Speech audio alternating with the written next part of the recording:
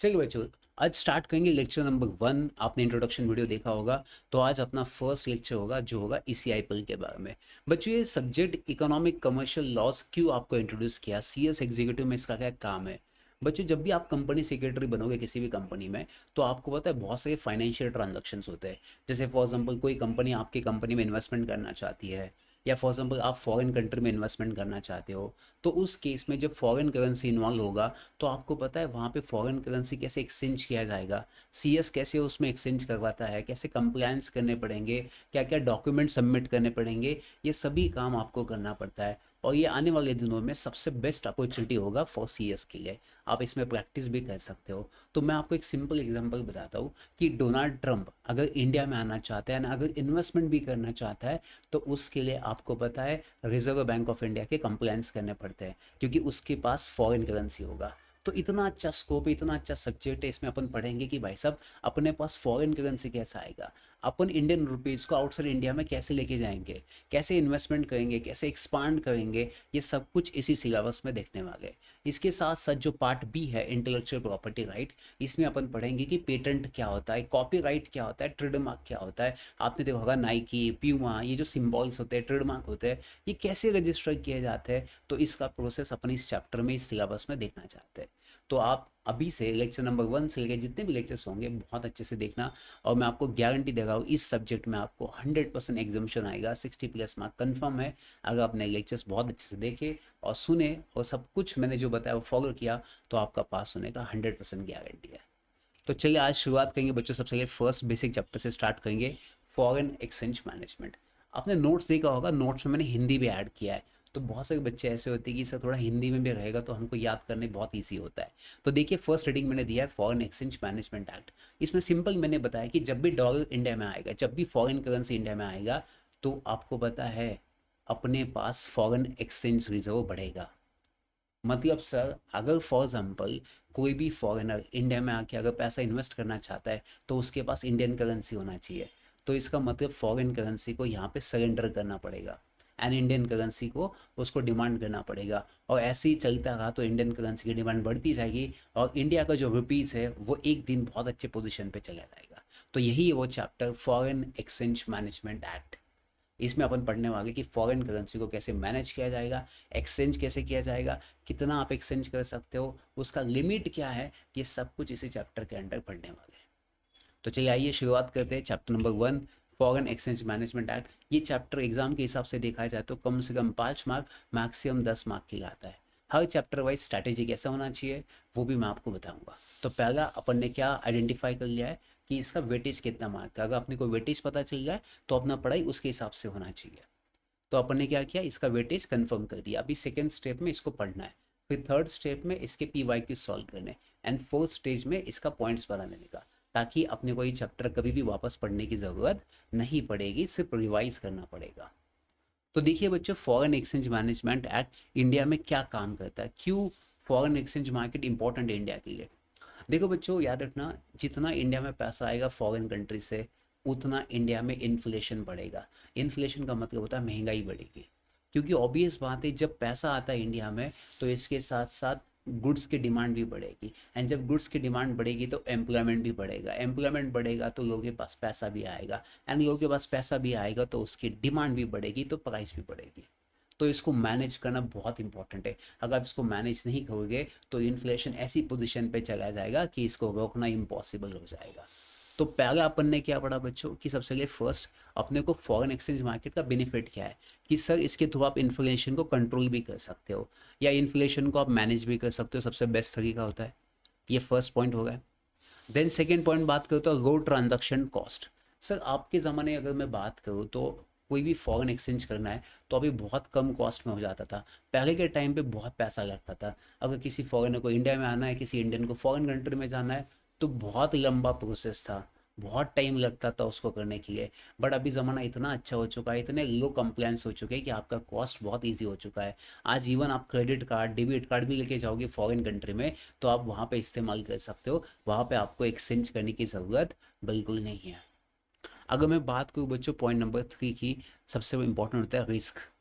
Sir hedging risk का मतलब क्या है कि आज के ज़माने में रिस्क बहुत कम हो गया है। क्योंकि पहले के ज़माने में ऑप्शंस बहुत कम थे कि फॉरेन करेंसी एक्सचेंज करवाना तो कहाँ पे जाना पड़ेगा, तो कोई स्पेसिफिक बैंक होती थी। तो उस टाइम पे स्पेसिफिक बैंक होने की वजह से बहुत बड़ा रिस्क था कि लोग बाहर जाके प्राइवेट में एक्सचेंज करवाते थे। बट अब गवर्नमेंट ने क्या किया, बहुत सारे बैंक्स को, बहुत सारे एजेंट्स को अथोराइज किया है कि आप फॉरेन करेंसी को क्या कर सकते हो बच्चों, एक्सचेंज कर सकते हो। तो अभी रिस्क भी खत्म हो गया। उसके बाद पर अगर मैं बात करूँ बच्चों कि यहाँ पे फ्लेक्सिबिलिटी है। फ्लेक्सिबिलिटी का मतलब क्या होता है कि अगर आपको फॉरेन करेंसी को एक्सचेंज करवाना है तो आप कभी भी कर सकते हो। ऐसा कोई टाइम लिमिट नहीं कि सर मुझे आज ही करना है, परसों करना है। फ्लेक्सिबिलिटी है, आराम से कर सकते हो, कोई हड़बड़ी नहीं है और कोई बहुत बड़ा कंप्लायंस या बर्डन आपके ऊपर नहीं है। नेक्स्ट, ट्रेडिंग ऑप्शन भी खुल चुके हैं। अगर आपको यहाँ बैठे बैठे फॉरेन कंट्री के शेयर्स परचेस करने हैं तो आप यहाँ बैठे बैठे भी फॉरेन कंट्री के शेयर्स परचेस कर सकते हो। तो आपके पास एक नया ट्रेडिंग ऑप्शन भी बन चुका है। फॉरेन एक्सचेंज का सबसे नेक्स्ट बेनिफिट होगा इंटरनेशनल ट्रेड। आप इंटरनेशनल लेवल पे अगर इंपोर्ट करना चाहते हो, एक्सपोर्ट करना चाहते हो, तो आप वो कर सकते हो। बिकॉज क्यों, फॉरेन एक्सचेंज करना बहुत ईजी हो चुका है। ना तो आज इंडिया में बैठ के अगर मुझे कहीं गुड्स एक्सपोर्ट करना है तो मुझे सोचना पड़ता है कि सर वहाँ पे तो फॉरेन करेंसी है, मेरे पास इंडियन करेंसी है, तो मैं कैसे मैनेज करूँ इसको। तो बहुत सोचना पड़ता था। अब वैसे सोचने की ज़रूरत नहीं है, सीधा एक्सपोर्ट कीजिए, इंपोर्ट कीजिए, बहुत ईजी हो जाता है इन सब चीज़ों के लिए। फिर बच्चों, इसमें बहुत बड़ी इनकम भी जनरेट हो जाती है। हाई लोगेश, बहुत बड़ा फाइनेंशियल ट्रांजैक्शन भी होता है। आपने देखा होगा ना, अभी जैसे अपना इंडिया का आपने देखा होगा हॉटस्टार है, और वहाँ पे सॉरी यूएस का फॉरेन कंट्री का हॉटस्टार है, इंडिया का जियो है। जब जियो हॉटस्टार जब साथ में आया तो आपको पता है बहुत सारे फॉरेन करेंसी भी इन्वॉल्व हुआ है। तो जब फॉरेन करेंसी इन्वॉल्व होता है तो ऑब्वियस बात है इस चैप्टर को देखना पड़ता है। एंड अगर इस चैप्टर को देखना पड़ेगा तो सीएस का काम आएगा।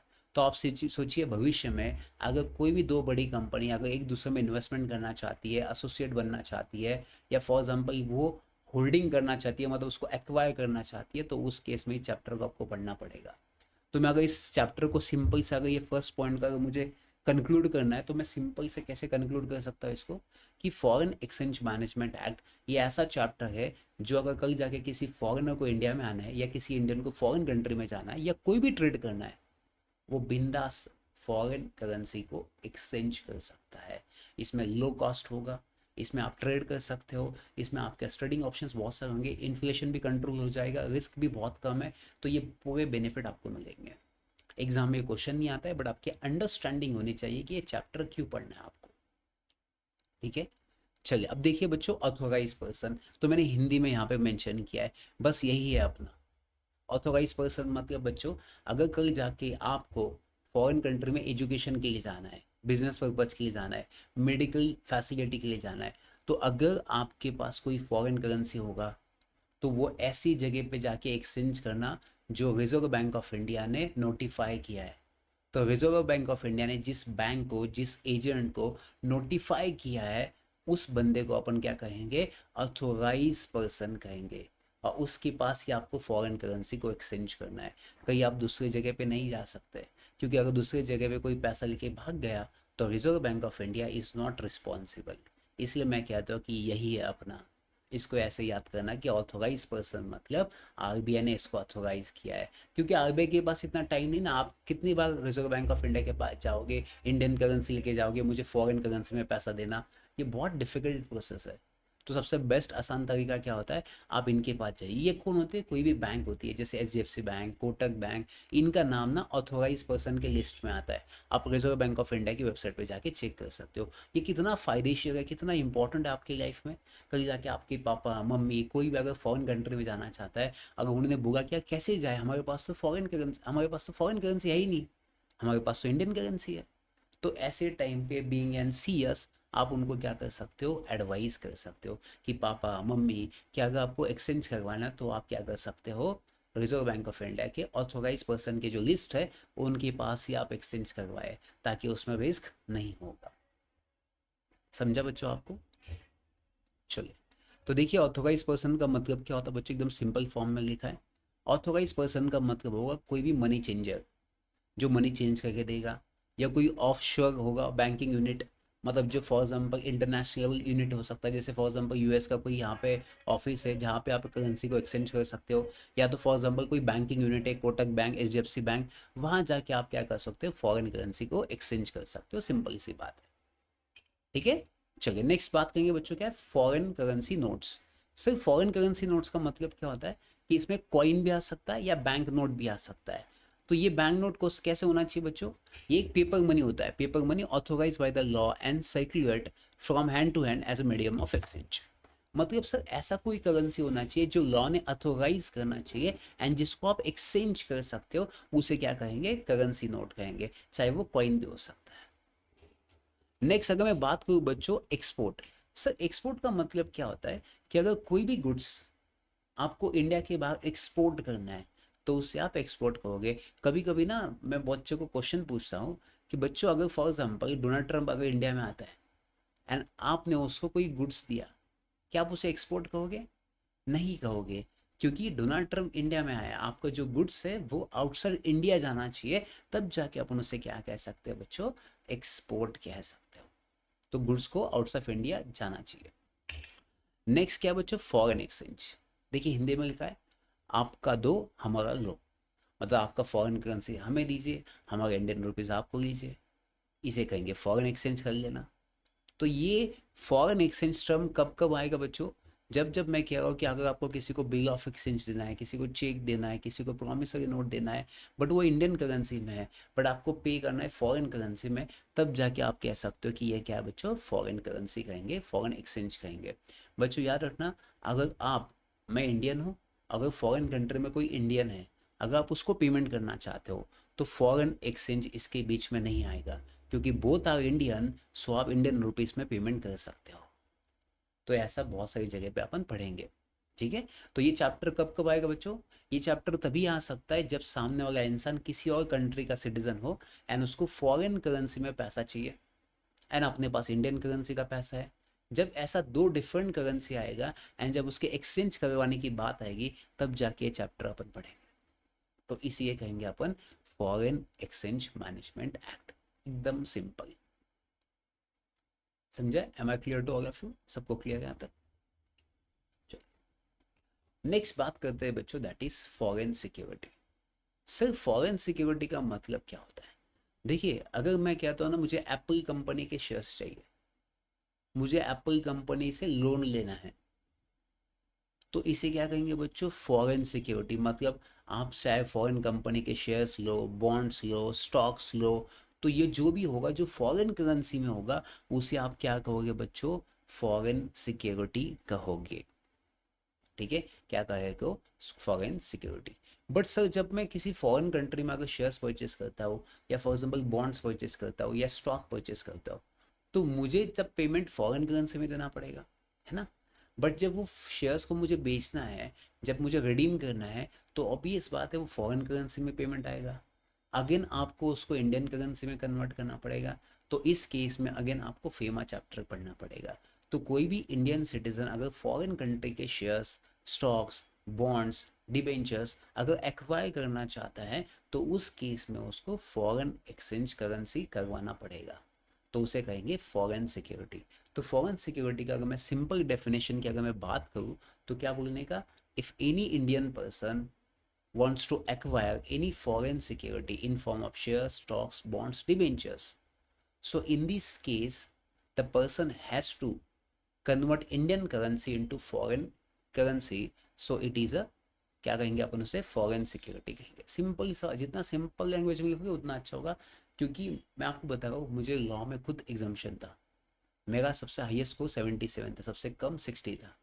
बिकॉज एकदम सिंपल, जितना आप समझ सकते हो, जितना इजी लैंग्वेज में समझोगे, उतना लिखना भी आसान हो जाएगा।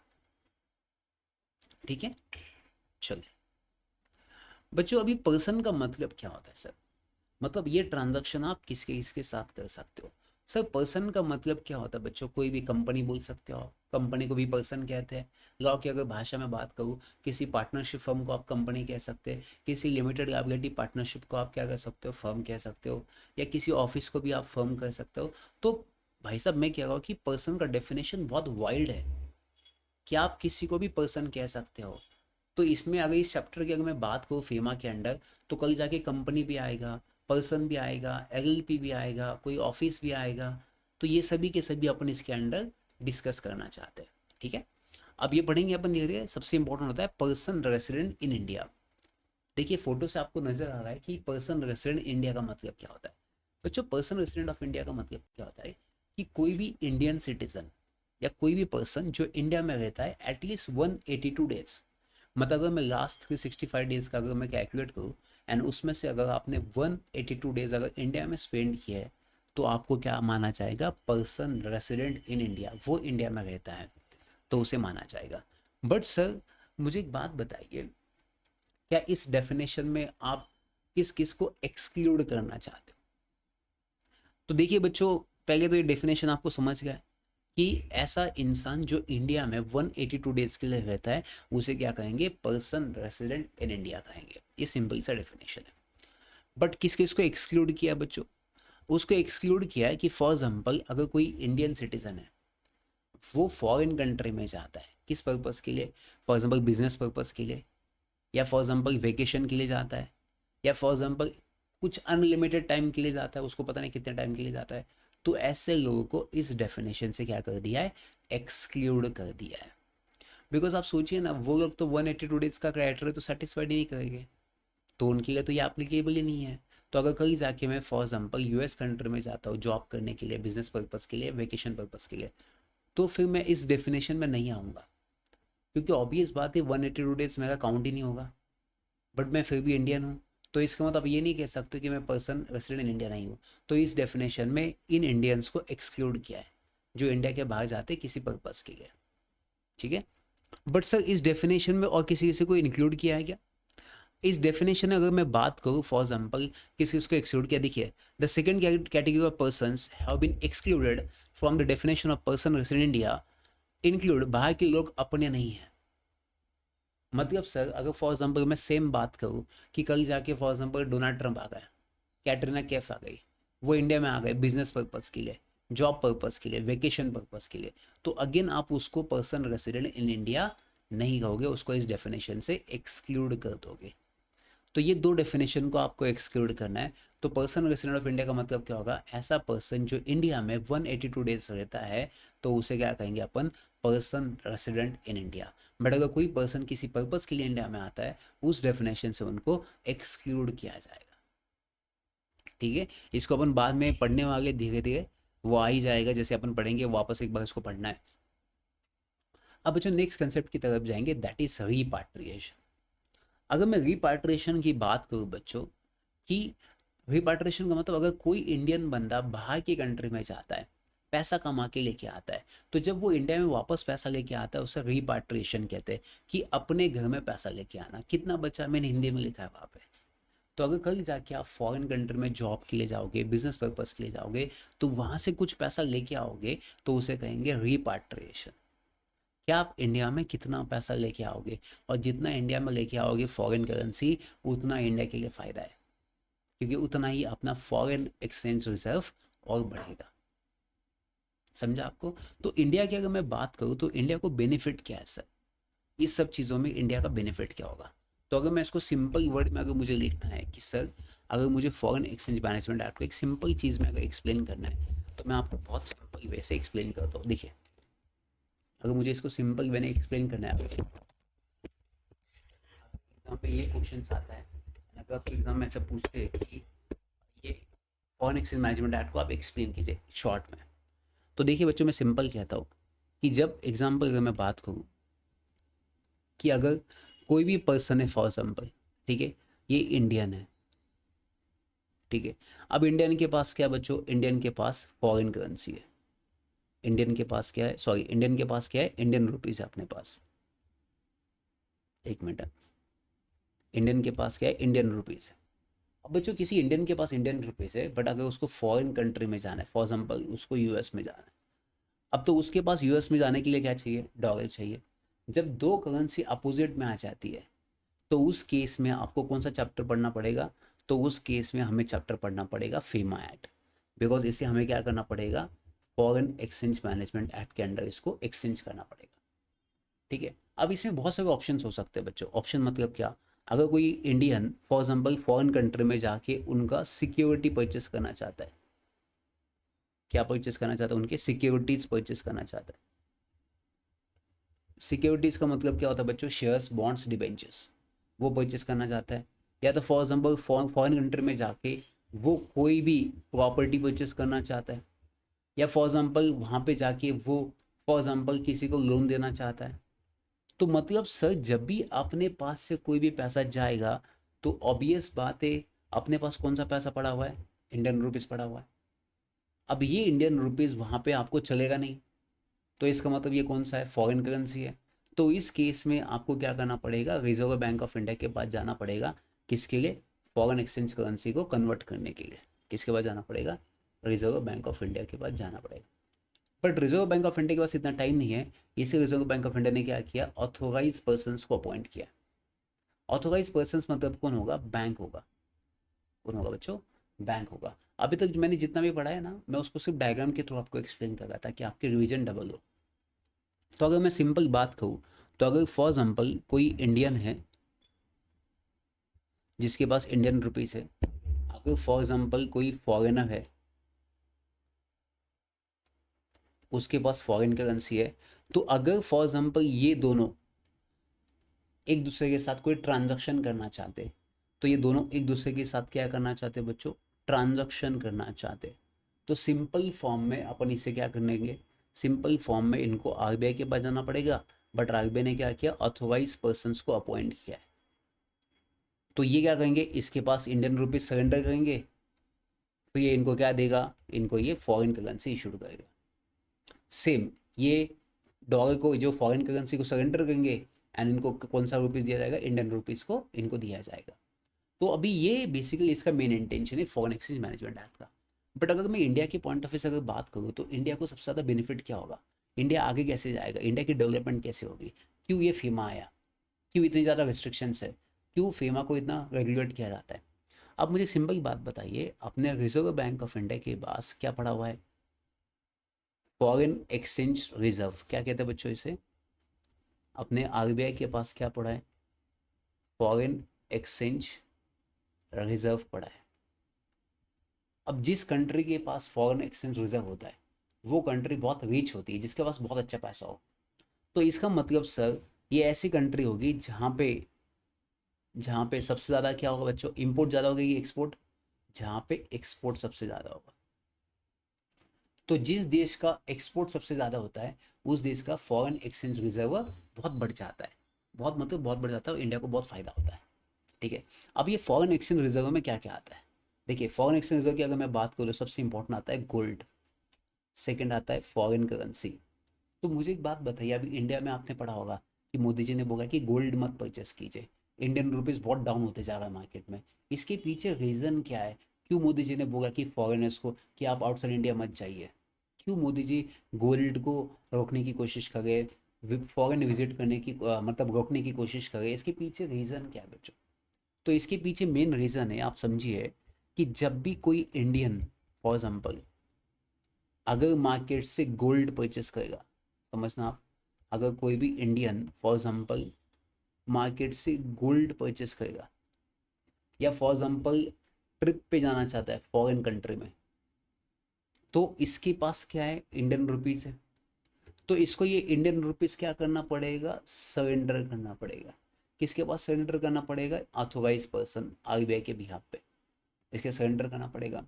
तो ये जो इंडियंस है ये बेसिकली किसकी डिमांड करेंगे, इंडियन रुपीज़ देके किसकी डिमांड करेंगे, फॉरेन करेंसी की डिमांड, कि ये लीजिए इंडियन रुपीज़, हमें फॉरेन करेंसी दीजिए, हमने घूमने जाना है, हमें गोल्ड परचेस करने जाना है। तो भाई साहब अगर जितनी डिमांड आप फॉरेन करेंसी की करोगे तो ऑब्वियस बात है इसका वैल्यू भी उतना बढ़ेगा, और अपने पास जो फॉरेन एक्सचेंज रिजर्व है वो भी डाउन होते जाएगा, क्योंकि जितना आप फॉरेन करेंसी की डिमांड करोगे उतना ही अपना रिजर्व मार्केट में क्या होते जाएगा, डाउन डाउन डाउन होते जाएगा। तो ये चाहता है कि गवर्नमेंट ये चाहता है कि कैसे अपन इसको कंट्रोल करें, कैसे इसी इसकी डिमांड को अपन कम करें, ताकि कल जाके इंडिया के ऊपर बर्डन नहीं आएगा। आपको क्या लगता है, आप लोग गोल्ड परचेस करते हो, गोल्ड बाहर की कंट्री से इंपोर्ट करना पड़ता है, तो आप जितनी डिमांड करोगे उतना इंपोर्ट करना पड़ेगा। अब इंपोर्ट करना मतलब फॉरेन करेंसी में पेमेंट देना पड़ेगा, तो इंडियन करेंसी को सरेंडर करना पड़ेगा, फॉरेन करेंसी की डिमांड करनी पड़ेगी। तो इसी की वजह से मार्केट में आज जो रुपीज़ है वो डाउन होते जा रहा है। इसलिए मोदी जी कहते हैं कि फॉरेन ट्रिप मत कीजिए, गोल्ड मत परचेस कीजिए। तो ये फेमा उसी का चैप्टर है, इतना बेहतरीन चैप्टर।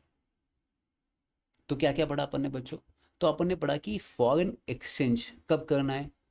फॉरेन एक्सचेंज आपको तब करना है जब टू करेंसीज आएगी। क्या आएगी बच्चों? जब टू करेंसी आएगी तो फॉरेन एक्सचेंज करवाना है। दूसरा पॉइंट, सर अगर मुझे फॉरेन एक्सचेंज करवाना है तो मुझे किसके पास जाना पड़ेगा? आरबीआई के पास। बट आरबीआई ने किसको ऑथोराइज किया है? आरबीआई ने ऑथोराइज पर्सन को ऑथोराइज किया है, उसके पास आप जाके एक्सचेंज कर सकते हो। तीसरा, फिर अपन एक डेफिनेशन पढ़ा था बच्चों।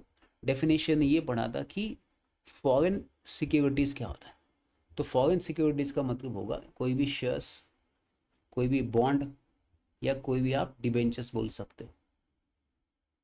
बट ये कौन से फॉर्म में होना चाहिए? इन ये फॉरेन करेंसी फॉर्म में होना चाहिए। कौन से फॉर्म में होना चाहिए बच्चों? ये फॉरेन करेंसी फॉर्म में होना चाहिए। तो इसे आप क्या कहोगे बच्चों? इसे आप कहोगे फॉरेन सिक्योरिटीज कहोगे। ठीक है। Then point number 4। अब पॉइंट नंबर 4 में क्या पढ़ा था बच्चों अपन? पॉइंट नंबर 4 में ये पढ़ा था कि पर्सन रेसिडेंट इन इंडिया कौन होता है। मतलब अगर यहाँ पे डेफिनेशन पूछा कि पर्सन रेसिडेंट इन इंडिया क्या होता है, अब जितने सिंपल लैंग्वेज में अपन समझ रहे टॉपिक को, उतना ही सिंपल लिखने का exam. Sir person resident India का मतलब क्या होगा? ऐसा पर्सन जो इंडिया में कितना रहेगा, कितने दिन रहता है इंडिया में? 182 डेज इंडिया में रहता है, उसे क्या कहेंगे? पर्सन रेसिडेंट इन इंडिया कहेंगे। देन पॉइंट नंबर 5 अपन ने पढ़ा था, रिपाट्रिएशन पढ़ा था बच्चों। क्या पढ़ा था बच्चों अपन ने? रिपाट्रिएशन पढ़ा था। सर रिपाट्रिएशन का मतलब क्या होता है? कि आप आपके होम कंट्री में पैसा लेके आते हो। फॉर एग्जाम्पल मैंने यूएस में जॉब किया, तो यूएस में जॉब करने के बाद मैंने कुछ पैसा कमाया होगा, वो आप इंडिया में लेके आओगे, तो उसे अपन क्या कहेंगे? रिपाट्रिएशन कहेंगे। तो ये बेसिक पॉइंट्स अपन ने पढ़े। अब मैं आपको थोड़ा सा बताता हूँ कि एग्जाम में क्वेश्चन पेपर कैसे बनता है, कैसे कैसे क्वेश्चन आते हैं। तो अगर मैं लेटेस्ट दिसंबर 2025 की बात करूँ, या आप दिसंबर का पेपर ओपन कर सकते हो, तो पेपर देखा जाए तो 100 मार्क का होगा, एनपो का डिस्क्रिप्टिव पेपर होगा। अब इसमें क्या होता है कि एक पार्ट जो 1 होगा उसमें केस लॉस भी आते हैं बहुत सारे, बट केस लॉ इतने डिफिकल्ट होते नहीं है, बहुत ईजी होते हैं, और 3-3, 5-5 मार्क के भी क्वेश्चन उसमें ऐड किए गए हैं। ठीक है। अब मैं आपको फेमा के कुछ क्वेश्चंस बता दूँ ताकि आपको समझने में ईजी होगा। ये देखिए, अभी अपन ने टॉपिक जो स्टार्ट किया था वो पढ़ा था कि रेसिडेंट इंडिया क्या होता है, जो 182 डेज इंडिया में रहता है। अब यहाँ पे क्वेश्चन पूछा उन्होंने कि answer the following question as per the overseas direct investment. ये अपन पढ़ने वाले बाद में, बट आपको ये समझ आ रहा है? When shall a person resident in India shall not acquire और transfer any movable property situated outside India.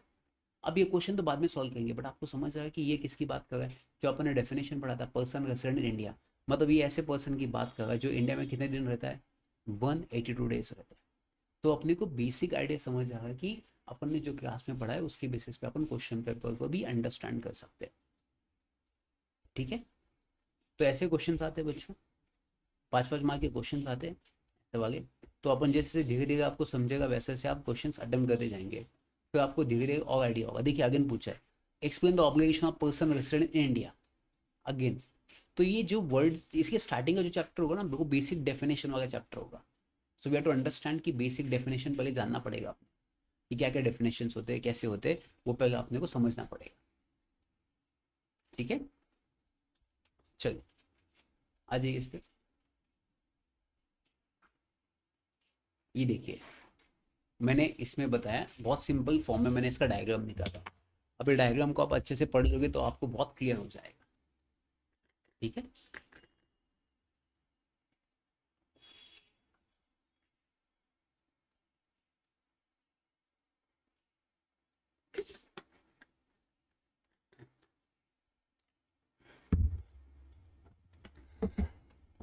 चलिए बच्चों, अब देखिए एप्लीकेबिलिटी ऑफ फीमा। फीमा एक्ट किस किस को एप्लीकेबल होगा? सिंपल सी बात है। तो मैंने आपको ऑलरेडी एक्सप्लेन किया था कि सर फीमा एक्ट उसको एप्लीकेबल होता है जहाँ पे फॉरेन सिक्योरिटी आएगा। मतलब अगर आपको फॉरेन कंट्री के शेयर्स परचेस करने हैं, बॉन्ड्स परचेस करना है, डिबेंचर्स परचेस करना है, तो इस केस में फीमा एक्ट इज एप्लीकेबल। दूसरा, मैंने आपको बताया था अगर मुझे ट्रिप पे जाना है फॉरेन कंट्री में, एजुकेशन पर्पज के लिए जाना है, तो मेरे पास कौन सा करेंसी है? Indian rupees. बट वहाँ पे कौन सा करेंसी चलता है? Foreign currency. तो अगेन आपको क्या करना पड़ेगा? फॉरेन एक्सचेंज करवाना पड़ेगा। देन अगर मैं बात करूँ कि यहाँ पे अगर मैं कह दो एक्सपोर्ट करना है मुझे, कोई एक्सपोर्ट करना है, इम्पोर्ट करना है, अगेन आपको क्या करना पड़ेगा? Foreign exchange management act chapter पढ़ना पड़ेगा।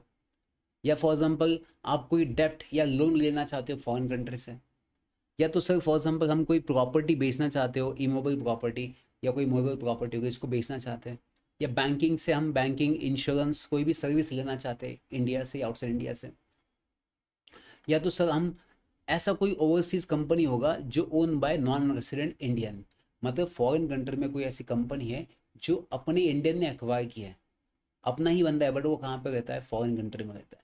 तो उस केस में फीमा अगेन पिक्चर में आएगा। तो या तो ऐसा लिखा है कि any citizen of India residing in a country outside India, उसे नॉन रेसिडेंट इंडियन कहेंगे। मतलब आप समझिए, अगर कोई नॉन रेसिडेंट इंडियन है जो इंडिया में नहीं रहता 182 डेज, तो जो इंडिया में 182 डेज नहीं रहता, इंडियन है पर इंडिया में नहीं रहता 182 डेज, तो उसे अपन क्या कहते हैं? नॉन रेसिडेंट इंडियन कहते हैं, एनआरआई कहते हैं। तो ये जो अपन रियल लाइफ में वो डिस्कस करते हैं, एनआरआई एनआरआई एनआरआई, सही एनआरआई कौन होता है?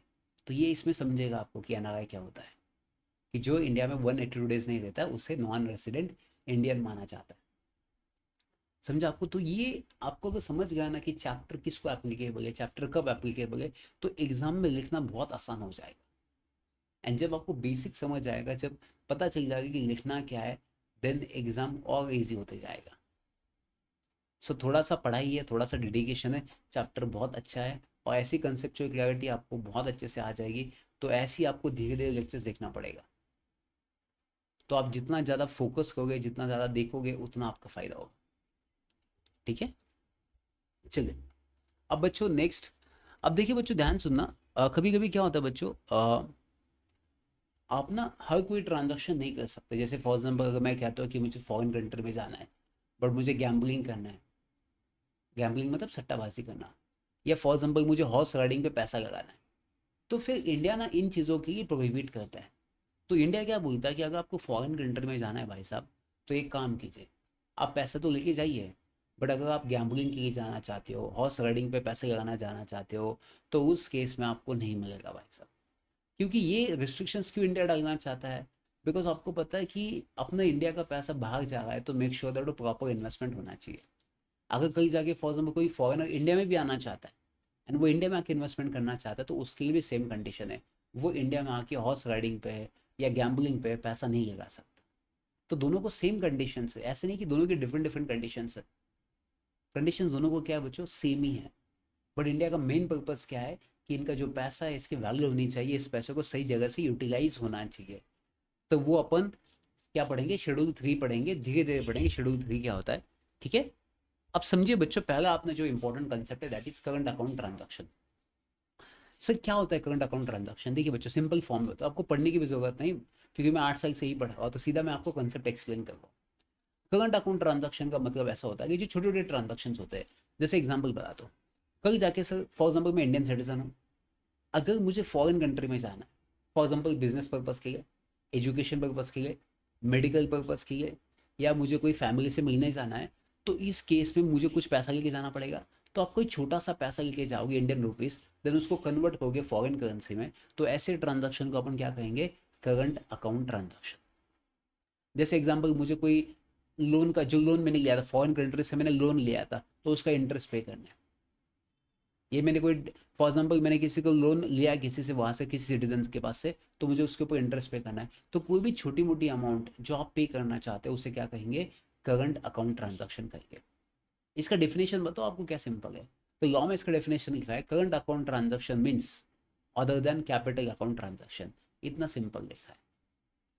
तो जो कैपिटल अकाउंट ट्रांजैक्शन नहीं है वही करंट अकाउंट ट्रांजैक्शन माना जाता है। तो करंट अकाउंट ट्रांजैक्शन का मतलब क्या होता है बच्चों? कोई भी इंडियन सिटीजन अगर फॉरेन कंट्री में बिजनेस वीज़ा के लिए जाना चाहता है, एजुकेशन पर्पज़ के लिए जाना चाहता है, या फॉर एग्जांपल मैं कहता हूँ कि उसको अगर वहाँ पे कोई इंटरेस्ट पे करना है, फैमिली को मिलने जाना है, मेडिकल फैसिलिटी के लिए जाना है, तो इसी पर्पज़ के लिए इसे क्या कहेंगे? करंट अकाउंट ट्रांजैक्शन कहेंगे। बट ये जो आपको पैसा लेके जाओगे ना आउटसाइड इंडिया में, तो मेक श्योर दैट ये पैसा आपको किसके थ्रू एक्सचेंज करवाना पड़ेगा? ऑथोराइज पर्सन के थ्रू एक्सचेंज करना पड़ेगा, बाकी किसी और के पास ये अथॉरिटी नहीं होगा। तो मुझे बताइए एग्जाम में जब क्वेश्चन आता है 5 मार्क का कि करंट अकाउंट ट्रांजैक्शन क्या होता है, क्या आप लिख नहीं पाओगे? तो मैं अगर स्टूडेंट होता आपकी तरह तो मैं क्या लिखूंगा सबसे पहले, फर्स्ट इंट्रोडक्शन, कि current account transaction means other than capital account transaction. फिर मैं आऊँगा प्रोविजन पे। प्रोविजन पे क्या लिखेंगे? Current account transaction means any Indian citizen या any person resident in India wants to visit foreign country for business purpose, vacation purpose, medical facility, education purpose, family meet हो सकता है, एक्सपेंडिचर सेंड करना है, interest pay करना है। So in this case it is a current account transaction. Point number 2, such transaction should be through authorized person as mentioned by the Reserve Bank of India. Point number 3, without authorized person it is not possible to do this transaction. Then conclusion, FEMA Act is passed basically to promote and to facilitate Indians in case of foreign currency. कितना easy answer systematic, इसका अपन answer writing practice करने वाले, but कितना easy and simple language में लिखा। तो ऐसे ही अपने को समझना पड़ेगा, ऐसे ही अंडरस्टैंड करना पड़ेगा। आप बोले सर आपने बिना देखे इतने पॉइंट्स पढ़ा दिए, क्योंकि मैं 8 साल, मुझे अभी इतना दिमाग में बैठ चुका है, मैं पूरा किताब आपको बिना देखे पढ़ा सकता हूँ। और उसमें यही लिखा है जो मैंने आपको सिंपल भाषा में एक्सप्लेन किया। Am I clear? To all of you, सबको क्लियर है? ठीक है। तो ये अपना था lecture number 1 as a demo lecture. फिर इसके बाद अपन डेमो लेक्चर 2 देखेंगे आपको। तो ऐसे ही देखते रहिए, अगर आपको कोई भी डाउट्स है तो आप बिंदास पूछते रहिए।